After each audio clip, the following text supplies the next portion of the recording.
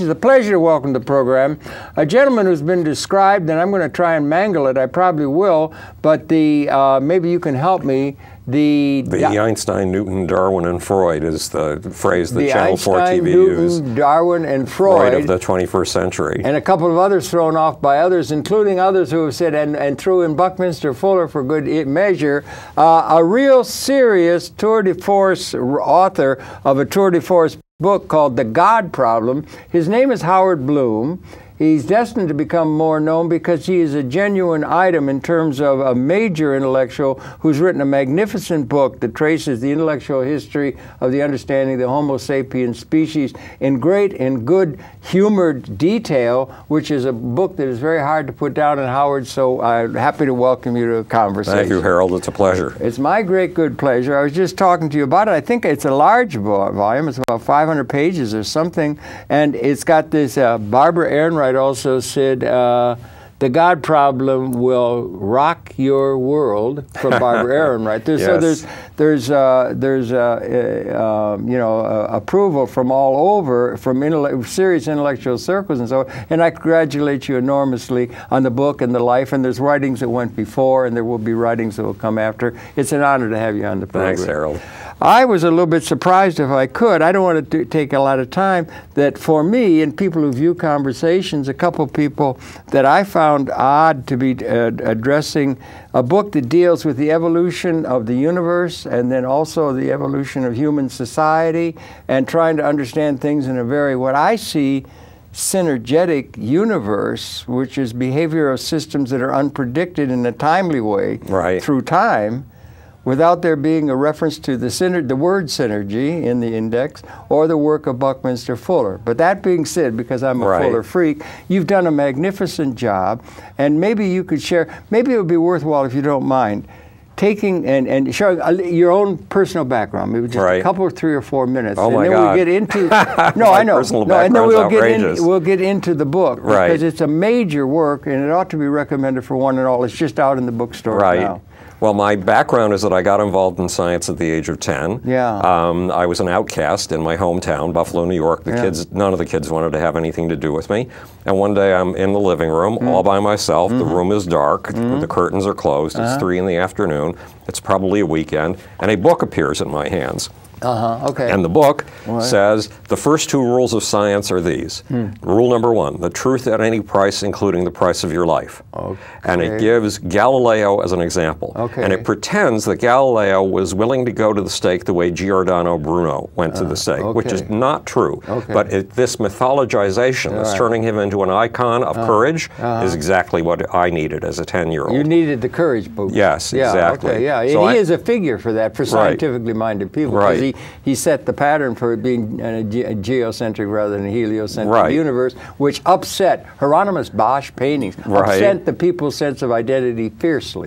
And he was only let off the hook, as I understand it, about 12 years ago by the Catholic Church. Well, he was let off the hook. He was let off the hook in his own lifetime, and here's how. He was. And this story was not told to me as a child. Please. But the Pope was an old friend of his. I didn't realize. And the Pope, the Inquisition was getting started. And the Pope decided that he disagreed with what Galileo was saying, that it was too threatening. Now, earlier when they'd been friends, the Pope hadn't felt that way. But the two of them worked out an arrangement. And the arrangement was that instead of going to the stake, Galileo would abjure all of his work, say all of it was wrong, all of it, and he'd get house arrest for the rest of his life. That's something along the terms that I had understood, But fortunately, this book said Galileo would have willingly gone in flames in order to support his truth. Then rule number 2. That's the book that are falling into your hands. Exactly. Who wrote the book? I don't know, and I've never been able to find it. Even with all the facilities that Google Book Search makes available, I haven't been able to find it. But it's, so rule number 1 is the truth at any price, including the price of your life. Excuse me, I got to cough. The rule of courage. Rule number 2 is look at things right under your nose as if you've never seen them before. Look for things and at things that you and everybody around you take for granted. And then look at them as if you've never seen them before and then proceed from there. And it gave as an example Anton von Leeuwenhoek. Now, again, there was an untold story. Excuse me. Go ahead. Okay, if you need a cough lozenge, I'm carrying some. I'll take it. Okay, good. Yes, we'll do this. We'll do this right on camera. Yes, drug dealing. Right. With heavy-duty cough. What do you call them? Lozenge. The lozenge. Okay, let's see. Yeah. These are very good ones. Okay. I'll take it. Okay, there we go. Thank you. Thank you. That's really good. Go ahead. So. Okay, so it told a mythologized story, a simplified story. Right. This was a juvenile book, a book for teenagers. Were both out of the same book? Yes, these were both out of the same book, and it said that the two things. I would love to see it too. Yeah. But what it didn't tell you is that Anton von Leeuwenhoek had even more courage than the book said. He had even more courage to perceive things that you're not supposed to perceive, because Anton von Leeuwenhoek trained once he designed a microscope. That's and optics. Yes, and once he crafted the lens, Anton von Leeuwenhoek trained that lens on human sperm and saw what he called animalcules, little individual animals swimming around with long whip-like tails. What year are we talking about for him? Oh, this would have been about, my dates are horrible, but approximately 1648. Okay, it's early, yeah. Yeah, and what the book didn't tell you, Harold, is where he got the sperm. Now, where would you get fresh sperm if you had just ground a lens that would allow you to see little teeny-weeny things, and you were going to look in human sperm to see if there was anything there? Where would you get the sperm? Yes. Well, there would be a lot of young men around. I don't know. No, you'd have to do it yourself. Well, I would think maybe in those particular. Right. So for a man to masturbate, a man to masturbate, and then look at the product. Not the first time in not the first time in history, but the first time that somebody, instead of pretending that masturbation does not exist, actually taking it and looking at it seriously, and then writing to the Royal Society about it when he's not a legitimate scientist. He's only a draper, a guy who sells cloth and uses a lens to see how good the weave is on the cloth. Make lenses that were also very advanced. Yes, they both were lens makers, because lenses were the high tech of the time. Right. At any rate, so these were the first two rules of science, and they absolutely galvanized me. So at the age of 10, when the other kids wouldn't have anything to do with me, this little group of dead men accepted me. Why? Because dead men have no choice. Dead men don't get a chance to say no. Yes, exactly. In the back of your mind somewhere. Right. So I got into microbiology and theoretical physics at the age of 10. Why didn't the kids like you? I have no idea. Were you isolated? I have no idea. It might have been a uncomfortable thing at the time, but a good thing in the It was a very good thing. It was a hideous. A lot of people of brilliance are isolated. Well, it was a hideous thing. It was a torment. Yeah. Right. But thank God for the torment. How about the family? Was that warm and welcoming? No, no. I was born in 1943. World War II was going on. Right. My father was drafted almost immediately after I was born. My father had been starting a tiny little liquor store in Buffalo, New York. My mother had to leave me and go do the store all full time. Now, she didn't bother to hire an au pair. She didn't bother to hire a baby. No, not yet. She didn't bother to hire a babysitter. Instead, she hired a cleaning woman. Well, that automatically sets up the job very differently. That means that the primary obligation of the person who comes in and spends time with me is not to spend time with me. It's to spend time with the vacuum cleaner. Well, okay, I'm trying to. You got the makings of a real deep Freudian novel. Well, here's the deal. These women would have no relationship with me, and there was a corridor that led toward the living room and the dining room. Right. The living room had magnificent sunlight from a wonderful bay window, and I loved the sunlight. But they locked me in this little corridor, and it was cold, it was dark, and the floor was bare wood. So you felt the cold. I mean, you were crawling. That's a drag. That's a soap and drag. But and I don't think Buffalo's the best of all towns. I've been to other towns, but that's not the one I'd recommend on top of a lot I could think of. Right. Well, so for the first 3 years of my life, I grew up in isolation. Danny Meme said, "How bleak was my puberty in Buffalo?" Right.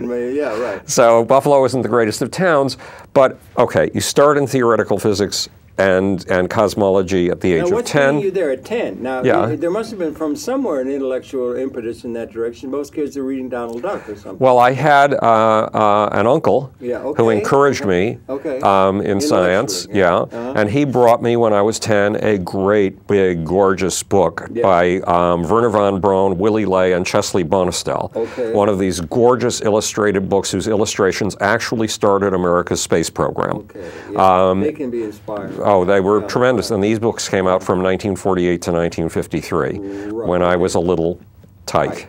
And so I had at least a tiny bit of encouragement from somebody, but for the most part, I closeted myself in my bedroom. I read 2 books a day. Wait a minute, 2 books a day is a lot for anybody. Because by day, I would go to school and I'd read a book under my desk. I would finish it off. Rather than paying attention to the teacher? I paid no attention to the teachers. I hated school. Yeah, my teachers must have hated me because think of how you respond when somebody pays no attention to you. It's you didn't have an attic full of National Geographics or Encyclopedia Britannica or Harvard Review? No, I started. Classics or anything? No. When I learned things around the house and everything. No, I learned to read late. When I was in 1st grade, I was so very, very slow at doing everything. I was always the last kid to finish any assignment, and the teacher had my mom take me off to a psychologist because she was convinced that I was mentally retarded. Retarded? Yes, that's right. Your mother? No, my teacher, my 1st grade teacher was convinced I was mentally retarded. I don't know. She never told me. It didn't come up around the family? No, not at all. Is it? But the makings of a great movie. Well, or a novel, or Gothic novel. Yeah, but then, so the fact that I grew up in isolation for 3 years may have had something to do with the fact that other kids didn't respond to me when I was 3 years old. Makes you bar mitzvah time. Well, here's was that important? Jewish? Yes, because from 10 to 13, I just read 2 books a day. 2 books a day? Yeah. What a comic book you're talking about? Oh no, real books. It's not Gone with the Wind. No, or these were science. War and Peace. Or no, something. They were science fiction and science books. They were science books. Serious books. Serious science books. They were books like 1, 2, 3, Infinity by George Gamow. Gamow was a great writer. Oh, he was terrific. Absolutely terrific. Yeah, I was raised on Gamow. Books by Isaac Asimov. Wonderful guy. Right. Any books I can get my hands on. Yeah. And a lot of science fiction. You said science fiction. Yeah, right. Okay, yeah, science. Okay, yeah. Yeah. So at the age of 12, 2 things happened. For one thing, my bar mitzvah was coming up. Yeah. Your dad's back from the war? And my dad was back from the war. Did he encourage you intellectually? No. My dad was, he worked all his waking hours at the store, 7 days a week. Making bread. I didn't really get to see him. It was a little bit of hard scrabble. Right. Okay. Plus, my brother came along just as my dad came back from the war.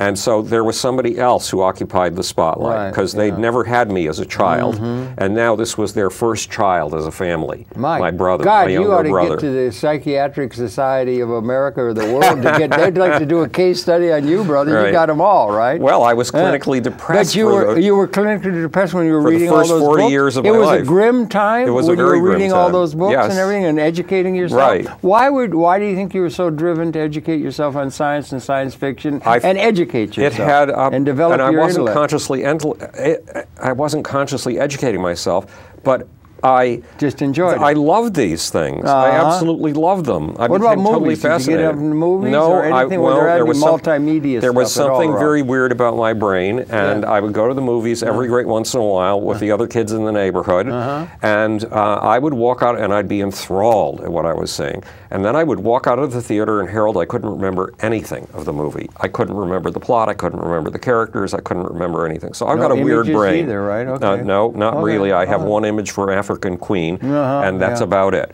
So what's the image? Is it the slugs? The image? On his no, it's the 2 of them, Bogart and Katharine Hepburn on the river. On the river. And leeches. Well, there were leeches. Yes, I discovering got it. Didn't leeches. I get you leeches? Yeah, I got you leeches. Right. Yeah. Right. And that was a great movie. And the other thing that stuck in my mind were the serials. So you'd see the bad guy would have the woman all wrapped up in ropes, and she'd be tossed into the back of a Piper Cub, and you'd see the Piper Cub in the sky, and the Piper Cub would explode, and then you have to wait till the next episode. Yeah, that's right. You come back next Saturday, and it's 12 cents, and you have little chocolate dots. Right. Did you have little chocolate dots on paper? No. I'm a little older. You used to have chocolate dots at the Saturday matinee. Right. But the big deal was, okay, remember these, the first 2 rules of science: the truth at any price, including the price of your life, and look at things right under your nose. Look at things right under your nose as if you've never seen them before, and then proceed from there. So I'm 12 years old. My bar mitzvah is coming up. I've just, in the course of my reading, run across Bertrand Russell.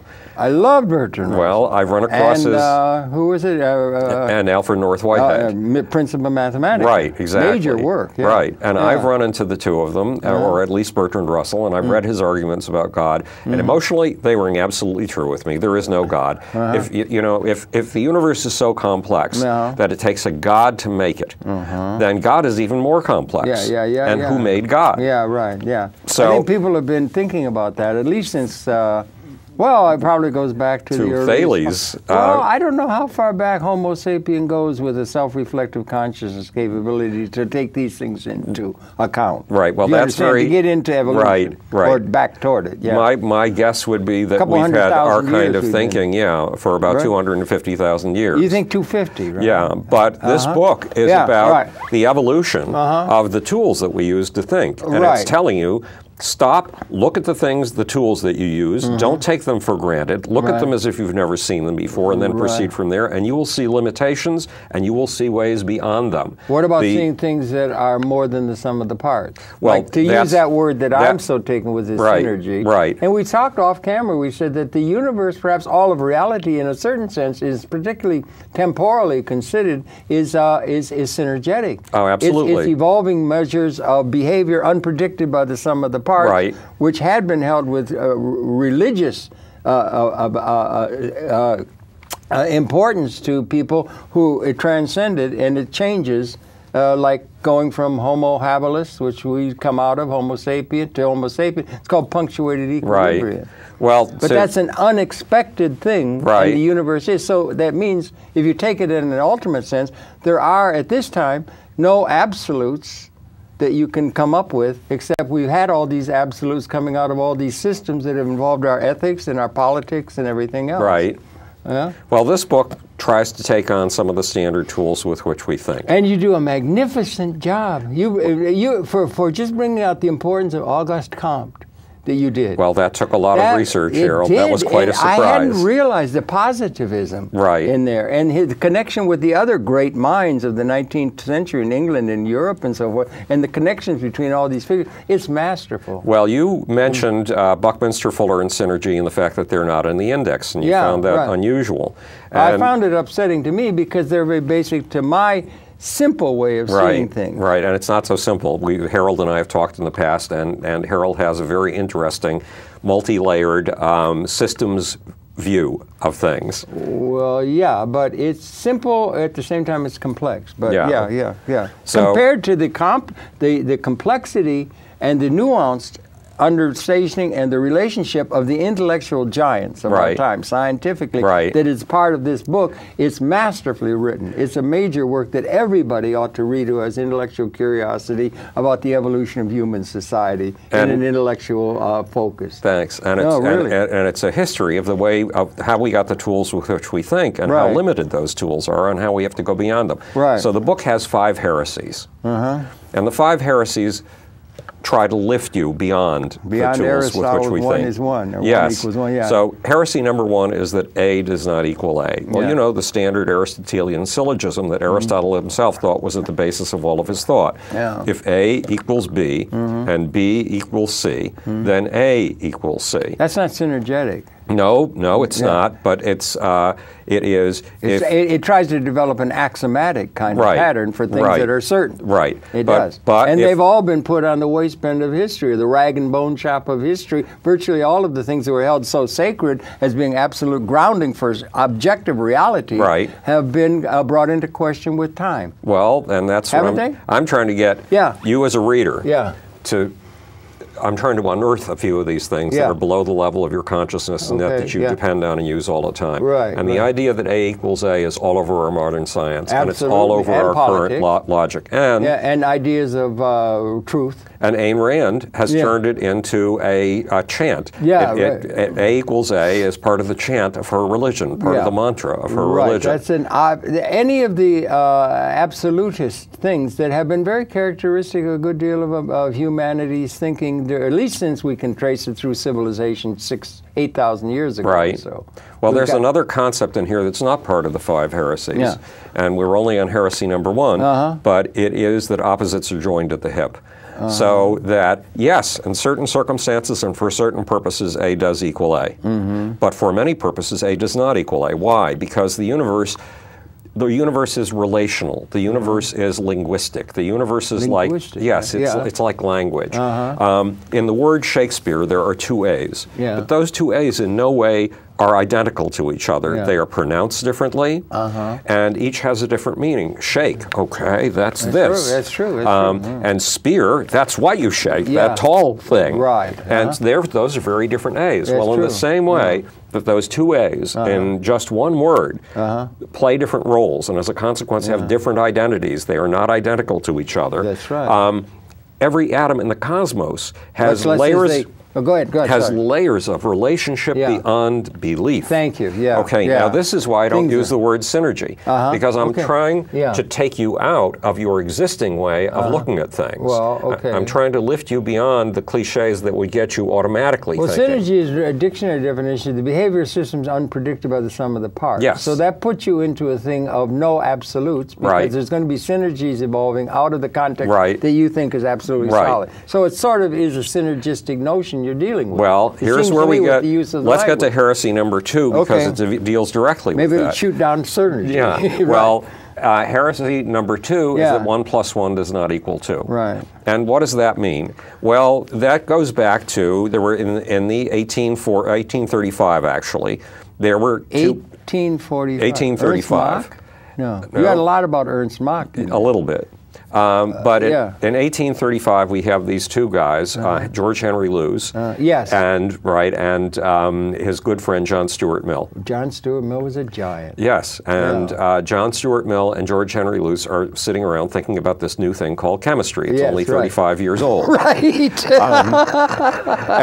it exciting? Yeah. Right, and they're thinking about a scientist approximately 70 years earlier who managed to do something with metals. Probably, I believe he focused a beam of sunlight on mercury, and one guy got this one gas in which you put it in a bell jar, you put a mouse in the bell jar, the mouse dies.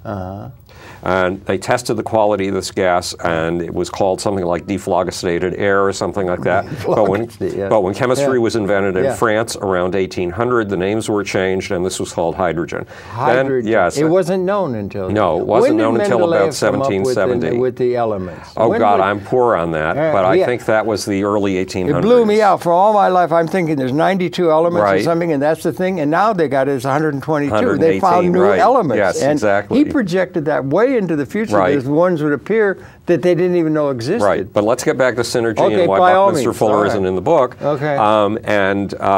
It is 1 + 1 does not equal 2 because, let's go back to John Stuart Mill and George Henry Lewes. Another guy, Priestley, who was a minister and a member of the greatest talking society of all times, the Lunar Club. Really? It was run by and established by Erasmus Darwin, and it had Watt and Bolton, the guys who managed to turn the steam engine from something the size of this entire building into something small enough to power just about anything that you wanted to power. Big transformation. It had one of the members of the big pottery family, the Wedgwoods. And in this pottery family, they were constantly dealing with the material properties of things that you heated. They were dealing with something that would later be called thermodynamics. And how do I get to that? Yes, and Priestley and the members of this group were all friends. Again, Erasmus Darwin ran the group. You've got these things in there that's great. There's synergies between them. But what came out of this is that Priestley managed to extract yet another gas, and he put a mouse in the bell jar as usual, and the mouse Was oxygen? Yes, the mouse got peppy as hell. And the mouse outlived the other mice in the lab. And they put them together in H2O water. And now that's the deal. That's where 1 + 1 doesn't equal. Well, I count that as synergy. Well, that was unexpected from the knowledge, the given result. Right. Like so I'm dealing with the phenomena. Yeah, right. But I'm not using the word. And but let's go back to these two gases. So you take 2 bell jars of gas. Both of them look the same, right? Both of them seem to have the same properties. You can put your hand through either one of them. They're both transparent. They both look just like the air in the room. Right. And if you add 1 bell jar of gas to another bell jar of gas, 1 + 1 = 2 by simple logic. Yeah. No, sorry. You should theoretically, right. according to logic, you should get twice as much gas. Yeah, that's all. That's 2 bell jars, a double bell jar worth of gas. So you get H2O. Okay. Only if you put a match in. Match is heat, right? So you've added heat to 2 bell jars of gas. What did you get? 2 bell jars of gas slightly heated. Yeah, right. But you don't. You get an explosion, which is one emergent property. Emergent property is another word for synergy. Yeah, in my book. right. Okay. Yes, that's what everything we're talking is about. synergy. Right. We're talking about the same thing, but we're using different language. Right. And you get something else. You get a substance that you can't put your finger through the way that you put it through gas, because you actually feel it when you put your finger to it, and yet your finger can go through it. Yeah. And if it rolls off the table and falls on your pants, you're going to be embarrassed for about 20 minutes until it dries off, and you're not going to want to stand up because it's going to look as if you peed in your pants. This stuff is called water. It's a liquid. It's something utterly inconceivable from just the idea of 2 gases and a little bit of heat. How did the universe come up with that is one thing. And also back, the steam engine, it's usually associated with the Enlightenment. It's associated with Adam Smith, steam engine was 1776. Right. It became practical for the mines down in Cornwall and all that, and it was industrial, the base of industrial revolution. Right. That came and everything.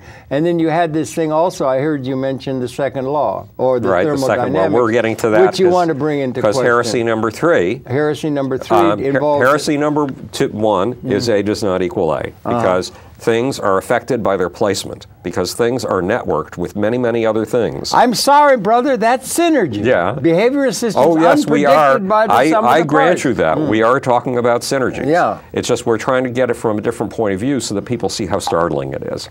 Well, okay, but everything is. Everything's startling. Including the arrow of time. Right.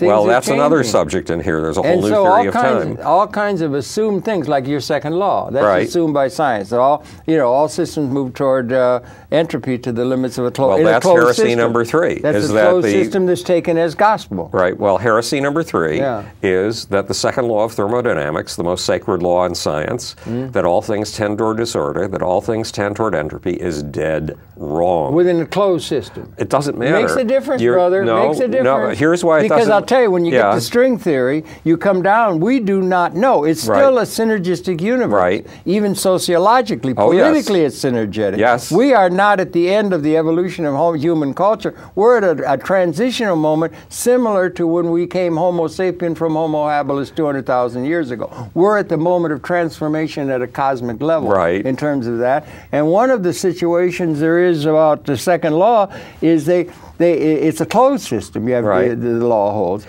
What's his name? Yeah. Dorian Sagan and Schneider have written really well Into the Cool. It's a great book on thermodynamics. But they talk about it, and so you say if it's a closed system. But now here comes Brian Greene with string theory. Right. There may be friggin' what do you call it?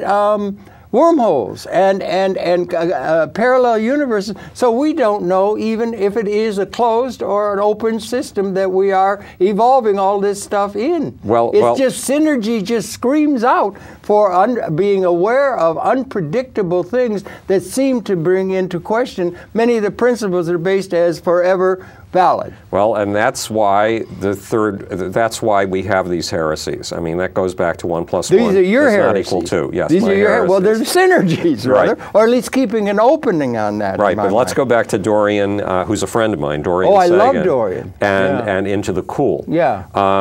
Schneider. You wrote it with Schneider. Yeah. Every time you use the phrase closed system or open system, you are accepting the premises of thermodynamics. Right. You're accepting the premises. I do, because Fuller wanted to posit it as a possible anti-entropic function in the universe was the biological evolutionary process that moved across entropy and gave a pre-conscious pattern of understanding of the process of which the evolutionary pattern was a part. Well, okay. That was his thing that gave purpose to human existence. Right. And Vladko Vedril in England has just written a long piece about how we, in order to understand the world and its creativity, we have to understand it via the second law of thermodynamics.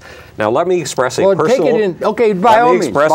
opinion here. Please do. I don't know if we can use this kind of language on television. You can use, this is cable. You can say whatever you want. Okay. The second law of thermodynamics is absolute bullshit. Okay. It has nothing to do with this universe whatsoever. Nothing at all. Okay. And even accepting its vocabulary of closed versus open systems is to accept a rotten system that has proven wrong on every single count. And what I mean, and yet it's accepted, is it not? It's not only accepted, but the scientific establishment will tell you that it is proven on every single count, but it is not. Is there anything other principle that's been so held by such a learned leadership of the Homo sapien evolutionary process that is equally thought of? Well, like Galileo's taken as one, that we're geocentric rather than heliocentric. Any others that are as large as the the role of second law? Because it's accepted by practically all of science as gospel. As gospel. Right, and it is accepted as gospel. It's religion. It's not science. Yeah, it's like religion. It's a faith. And it's a faith that doesn't hold up. Why? I think a lot of scientific understanding has to be accepted in a synergistic mode of thinking, is that you accept it, but you accept it with reservations, and the whole thing is synergetic. Well, the whole remember thing is those two and emerging properties are coming up new all the time. That's right. Science reflects the creativity of the cosmos from which it comes. Right, and they come in unexpected ways. Right, absolutely. Because of the evolutionary process itself. Right. Is there any purpose to human purpose in the universe, or to evolution, biological evolution? Well, there is an arrow. You know, we talk in thermodynamic about time zero. Bullshit. It's wrong. Okay, you keep saying that, but okay. Why bullshit? Okay, because there is a central story to this book. Okay. Let's imagine you and I are sitting at a coffee table at the beginning of the universe, an outdoor cafe table, and you are a radical visionary. And I am a crusty old fart. I'm a conservative. And we sit around, we pile up so many thousands and tens of thousands of cups of coffee that it's ridiculous. And theorems all over the place, But one day, you say to me, see that little spot over there? Yeah, right. I predict that a pinprick, infinitely smaller than a pinprick, is going to appear there. And it's going to explode at a tremendous speed. And I say, Harold, you know, calm down. Get back to reality here. We've been sitting here ever since there was a nothing. And there's been nothing. And add nothing to nothing, and what do you get? Nothing. 1 + 1 = 2. Yeah, right. You're exactly. Right. You got it. And garbage in, garbage out. Put in nothing, you get out nothing. Okay? And you're telling me that there's going to be a pinprick smaller than a pinprick? There never has been a pinprick of every kind. That's right. And nothing has ever exploded. It's going to create the whole universe. Right. And there's never going to be anything of that sort. And then all of a sudden, whammo, the pinprick smaller than a pinprick comes booming into existence 13.72 billion years ago, according to the latest figure. It's what people like Roger Penrose and Stephen Hawking will call a singularity. And it goes. Did they use that term singularity as well as Kurzweil? Yes. Kurzweil got it from them. And Hawking's will say it may or may not be definedly. Right. But that's another subject, because that goes into dividing infinity by infinity, which is another complex subject. But at any rate, so this pinprick smaller than a pinprick not only dares to come into unexistence, which is ridiculous, but it whooshes. Where the fuck did whooshing come from? That's totally unexpected. And it whooshes with these three properties, space, time, and speed. Oh, okay, which have never existed before. Never. There's been no such thing as time. There's been no such thing as space. There's certainly been no such thing as energy or speed. The two are the equivalent. And yet they energy do and exist. speed. And yet there they are, Harold. You predicted them, and I am stunned. And then you silly fool, you make another one of these weird predictions. And you say, You see that unfurling sheet of space and time? Like the universe sneezing forth a handkerchief that just keeps expanding at unbelievable speed? Well, you say, I predict that any second now, in the same way that raindrops precipitate from a cloud, a storm cloud, that sheet of space and time is going to precipitate in things. And I say, Harold, look, you got lucky on your first prediction, right? But that kind of luck does not strike twice. And you're telling me that a universe of just space, time, and energy is going to precipitate things. Well, Harold, I have news for you. Why do you think they call this nothing? Because there are no things. And there never will be. And there never will be any things. Read my lips. There never will be any things. Add space, time, and energy to space, time, and energy. 1 + 1 = 2. You get twice as much space, time, and energy. That's all, not things. And all of a sudden, whammo. Things by the 10 to the 87th power. 10 with 87 zeros after it. And I'm stunned. Now look, this is the universe you and I live in. I know. This is a universe of shape shock. This is a universe of supersized surprise. Surprise is a word that you use a lot, and you're right. I don't use surprise very much. Well, I use synergy. Yeah, but you were behavior of systems, unpredicted by the sum of the parts through time. That's the word that you use. And the universe is set up that way, and all of human society is set up that way, and we put all kinds of faith in things that are going to be qualitatively transformed that we can't even see. Okay, now like punctuated equilibrium in evolution. Okay, now the standard, we're up to heresy number 3. The standard that the second law of thermodynamics, all things tend toward entropy. And in saying thermodynamics, second law is bullshit. Yes, it's bullshit. And what we just watched in front of us is not a universe going from order to disorder. It is a universe coughing out startling, astonishing new forms of order. Yes, that's expanding. Well, Mr. Fuller, for whatever it's worth, I can't find anybody better than him and everything. But then I got he cast about. He's a great guy. I did a program with him. I loved him and everything like that dearly. He was just my guy and everything, along with Fuller. I mean, with McLuhan and that. But anyway, he cast about. Looking at the second law and everything, he says he cast about and he said, is there any way in which, getting it down to the human scale, and that, taking into account the vastness, the universe and so forth. He knew and had some relationship with Mr. Einstein, and all that was developing, took it into account, and he had a thing called World Game where he put together a reading of all the resources and brought into it human society, all considerations and so forth.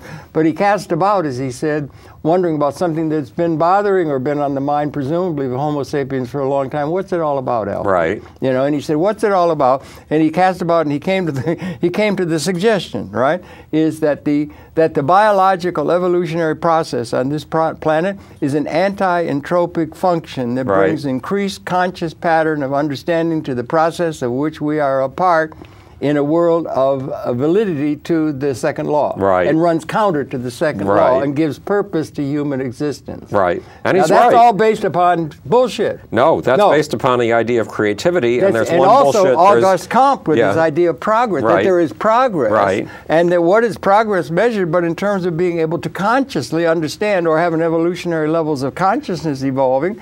I don't think Australopithecine was able to take the measure of things like we are. We had an intervening thing with Homo habilis.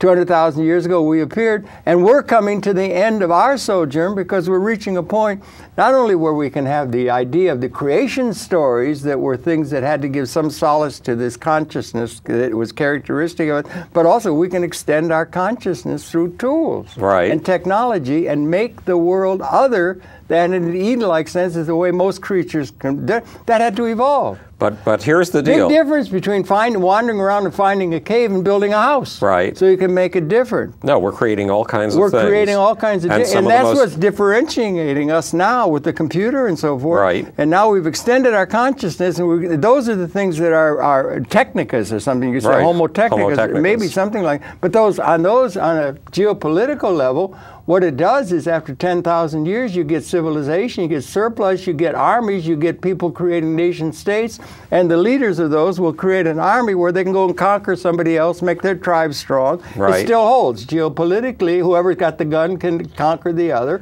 that kind of thing. And the weapons have become species lethal.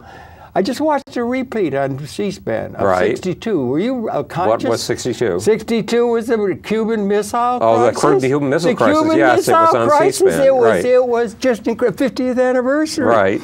There would have been survivors of the Homo sapiens species, even if Khrushchev hadn't backed down at that crucial moment. I've never been so scared in my life. And they did. They backed down. It would have been the end of civilization. But we now got the point after about 1970 by the modeling that if there's an unleashing, the weapon systems collectively that exist, if they're unleashed in a spasm of hatred that we've practiced throughout a long time, it would be the end of our species.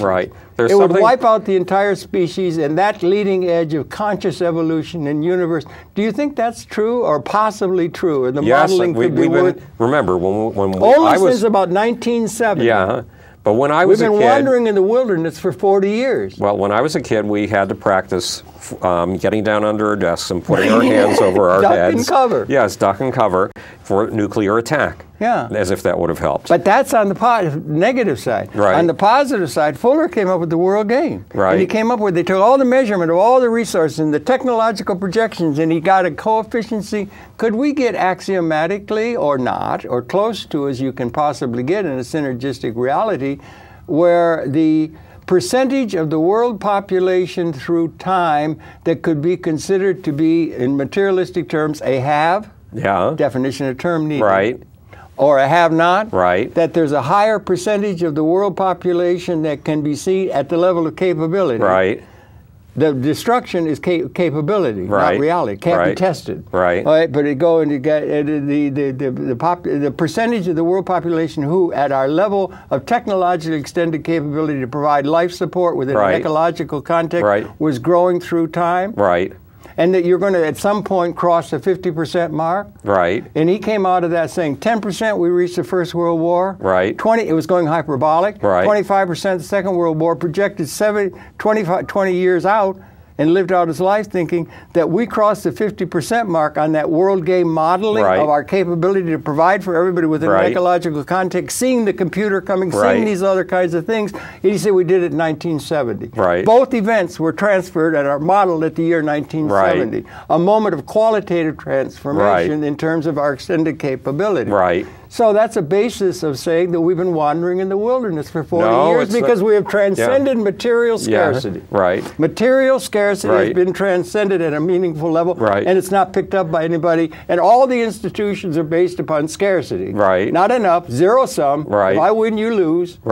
And now everything's been transformed, and we haven't come any leadership. None of our intellectual leadership is taking that kind of a large pattern of things into account, and maybe it's bullshit, like thermodynamics. No, but everything that you said is accurate. You think so? Yes. Why isn't it across the Times Square?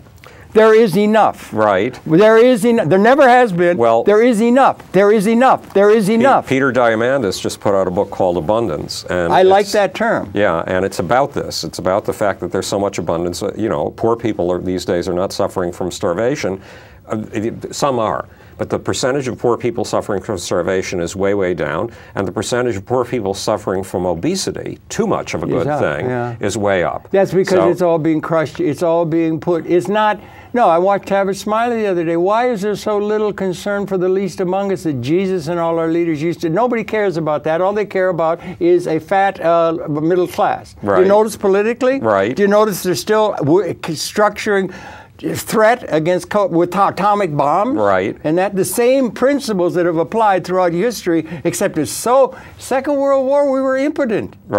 We were trying to kill each other as best we could with that Nazi nonsense, and firebombing Dresden, firebombing Tokyo, the ignorance of it, all based upon the conception there's not nearly enough. You have to have winners and losers.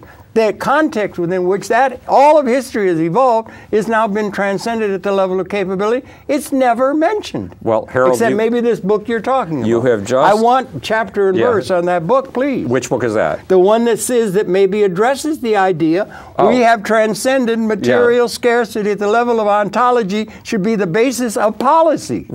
Well, and it's not. Okay, let's get back to heresy number 3. And there's a reason for getting back to it. What you've just sketched is a vision of a universe and a human race that are constantly evolving upward, that are constantly jumping upward, that are constantly... Yeah, it's like Comte. Yeah, exactly. And Comte was so major, positivism. Right, and I really thank you for that stuff. Is in there. But the point is, the standard image of the second rule of thermodynamics, that all things tend toward disorder, all things tend toward entropy, is take a sugar cube, we can do this at our coffee table at the beginning of the universe, drop it into a glass of water, stir lightly, and see what happens. 15 minutes later, it looks like your glass has got nothing but water in it. That's the way the universe will because dissolve. it's expand. Right. Okay.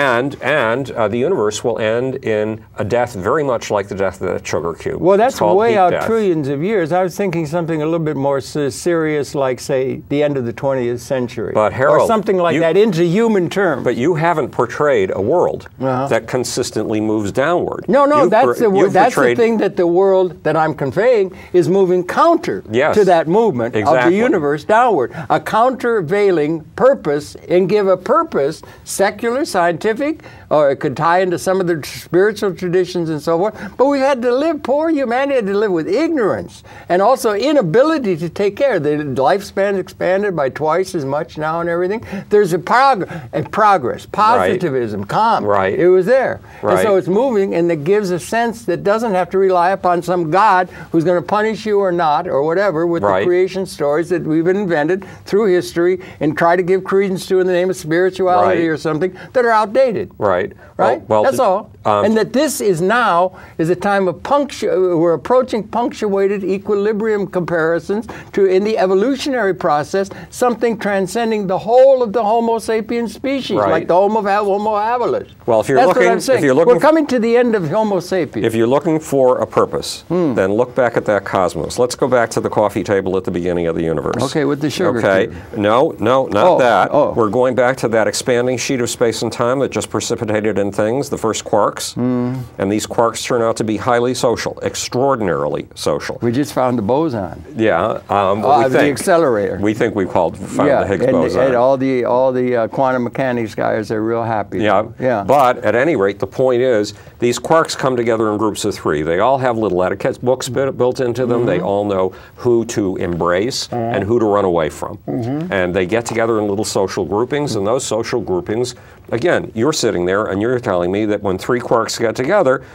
there's going to be something more than 3 quarks. Well, I'm not talking about, I didn't know about quarks. I mean, I don't know. I don't quite see how. Well, I'm putting you in the position of the visionary in this case. So you tell me that when quarks get together in groups of 3, there's going to be something surprising and shocking and way beyond quarks. I don't remember myself saying that, but if no, you no, I'll go along with it. I'm putting you in that position. Okay, good. Right. Okay, for the hell of it. Yes, exactly. Okay. And I say you're crazy, because 1 plus 1 plus 1, 3 quarks equals 3 quarks, for God's sakes. That's all 3 quarks equal. Well, the 3 quarks, they get together in trios, and the trios have properties the cosmos has never seen before. One of those properties is called a proton, and the other property is called a neutron. Those are radically new. How the hell did you get a proton? They were emergent. Yes, that's right. These are emergent properties. So we live in a cosmos of emergent properties. Thank you. We live in a cosmos. That's synergy in my book. Exactly. We live in a cosmos of what I call shape shock and the supersized surprise.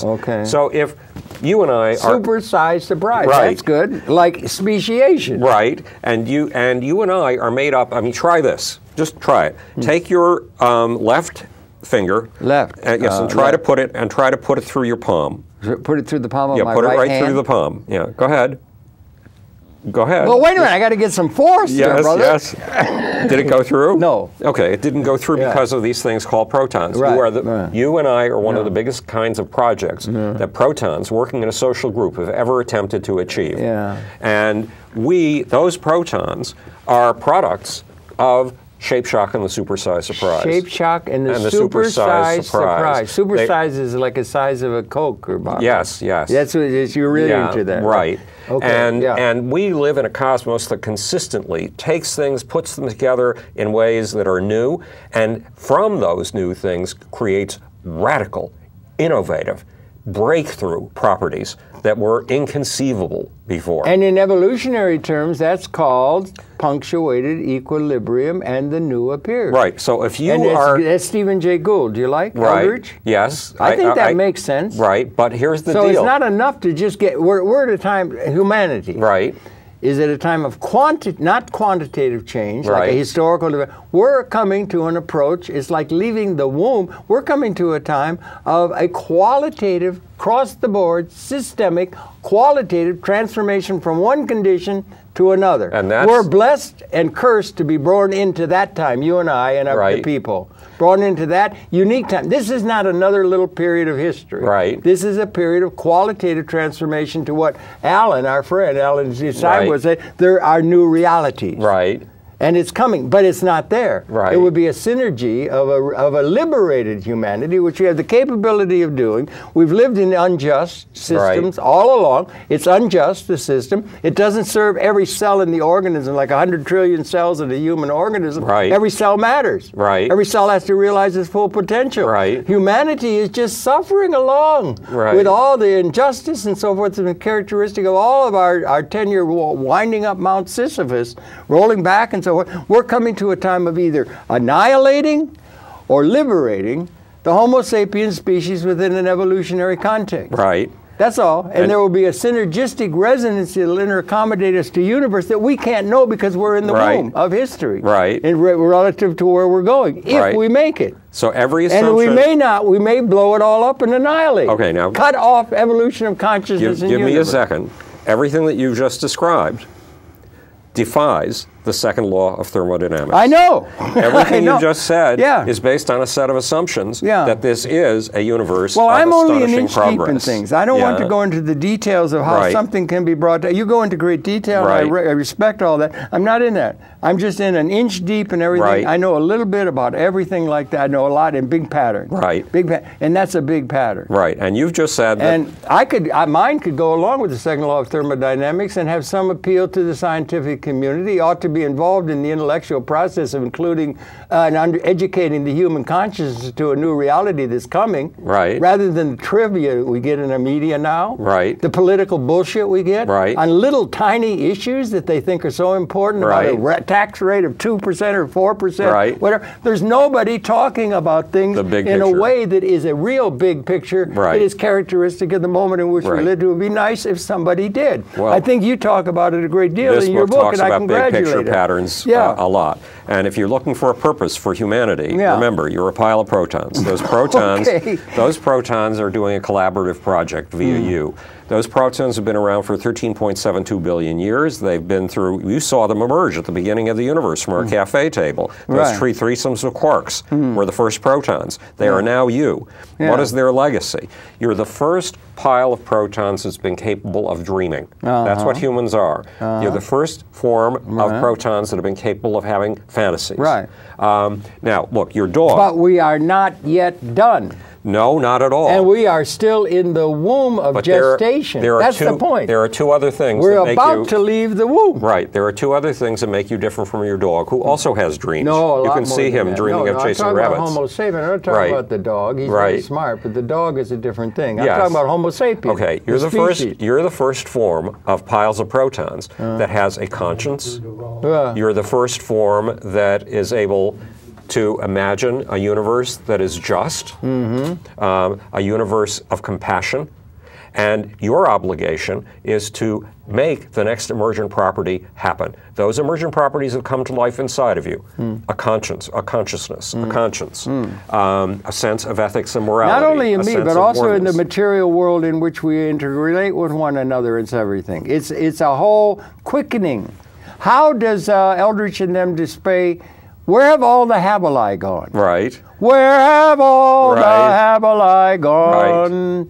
And we're coming, people have to realize, we're coming to that time. We're cursed. There's Chinese water is being born into interesting times. These are the most interesting, pregnant times ever in the history of the evolution of this cosmos. 200 years ago, we could have no idea about quarks or any of the things. Now it's coming. Every day comes over the transom. 10 new breakthroughs and everything. It's like a quickening. No? Can't you sense that? And don't you worry about how they're going to blow up the whole damn thing and stop consciousness. Let me give you one little piece of positive information. Oh, thank you. I could take all I could get. Yeah, encouraging information. Yeah.